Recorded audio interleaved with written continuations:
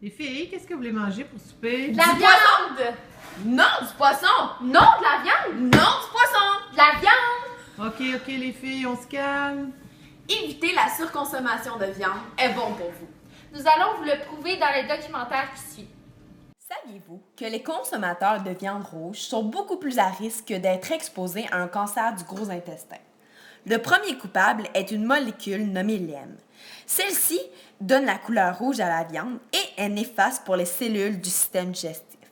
Le deuxième coupable est une substance appelée amine hétérocyclique. Celle-ci est produite lors de la cuisson de la viande. Mais tout grand consommateur de viande devrait écouter les recommandations de la Société canadienne du cancer, qui recommande soit 3 portions de viande par semaine d'une dimension d'un jeu de cartes ou de votre paume de main. Par semaine, vous consommez de la viande. 2 fois par jour. Alors 14 fois par semaine. Exactement. Et combien de fois vous consommez du poisson par semaine? Alors, 1 fois par semaine environ. Parfait, merci. Combien de fois par semaine vous consommez de la viande? Je dirais 5 fois. OK. Puis combien de fois par semaine vous consommez du poisson? Une fois par 2 semaines. Parfait, merci beaucoup. Vous remplacez vos protéines. Bien, comme je te dis, il y avait, mettons, de la dinde ou le poulet ou le poisson. Mais tu as dans les noix, tu peux en avoir un peu aussi. C'est sûr que quand tu manges complet, c'est-à-dire tes légumes, tes fruits, ta portion de pain, dans les certaines céréales comme le quinoa par exemple, ça c'est plus tendance maintenant, mais à l'époque ça existait aussi. C'est très très bon au niveau de la protéine. C'est une protéine complète. Avez-vous vu un changement dans votre santé?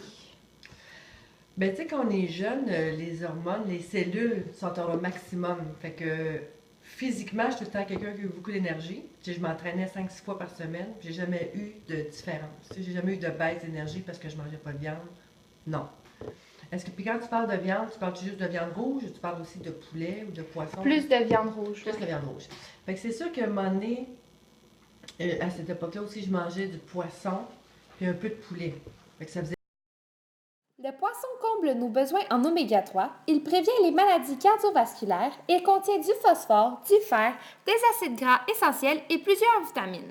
Par contre, la viande, elle apporte des gras saturés, formant des maladies cardiovasculaires, mais toutefois, elle offre du fer, des sels minéraux, des vitamines, du phosphore et du zinc. Également, une personne qui mange régulièrement du poisson mais aucunement de la viande se retrouve avec un risque de mortalité cardiovasculaire diminué de 34%. Après le visionnement de ce documentaire, avez-vous toujours hâte au barbecue de cet été? Réfléchissez bien.